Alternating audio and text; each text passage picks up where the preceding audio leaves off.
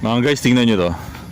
Naglakad lang tayo lampas ng tinutuloyan natin eh. Pero ito, habang naglalakad ako, pabalik na. Ito yung bundok na kinatatayuan ng natin. Ng building. Hindi pala natin building. Yan oh. Yan. Grabe no. Bato pala talaga siya. Pero unti-unting nadudurog. Ganyan siya oh. Pero yung katabi niya na buhangin ay halos bato rin. Matigas. Matigas yan talaga. Parang durog-durog.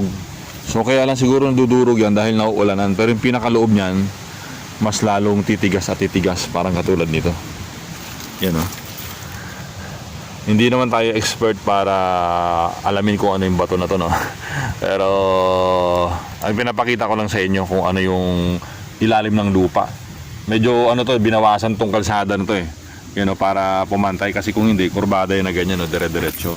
Pero para maggimpatag ang kalsada, ganyan ang ginawa. At kung mapansin nyo yung tinuturo ko kanina na putik, yan o, na putik sa tabi ng bundok, yan siya. O, yan din ang component niya. Or else malamang kaya siya kulay itim kasi nauulanan. So wala sanang sawa. Mga talahib to. Yan. Ay, natuwa lang ako kasi ang ganda, no? Parang black talaga. Akala ko kanina ay yung sinemento. Pero natural pala siya na bato talaga. And sa tingin ko putik to. Pero hindi, no? O namuti na lang. Yan, no? Yan. Nangitim na lang pala, hindi namuti. So guys, ganda, oh. Rock formation kasi kung maano mo ito, mga bato na rin to, yo. Yan, no?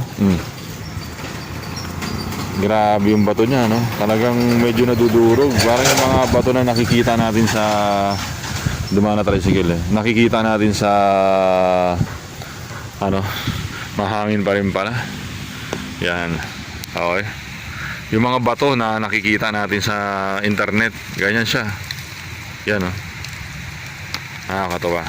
Nakita mo na rin yung ilalim ng lupa ng So yung mga paggawa ng bahay na ganito yung mga hinuhukay nila. Tatalim to, pwedeng gawing to.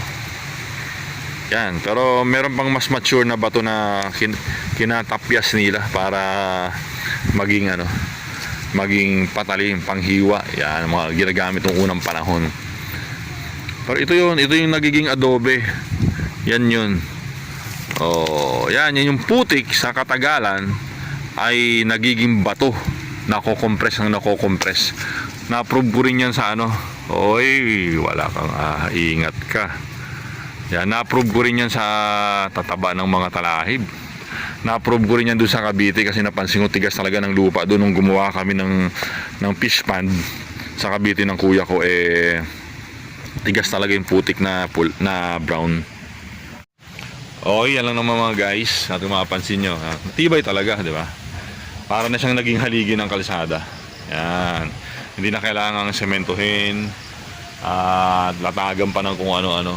Kasi mababa lang naman, pero kung mataas yan, syempre dapat pa rin kasi malaki pa rin ang posibilidad niya na matibag. Ganda. Na guys, maraming salamat. Till next time.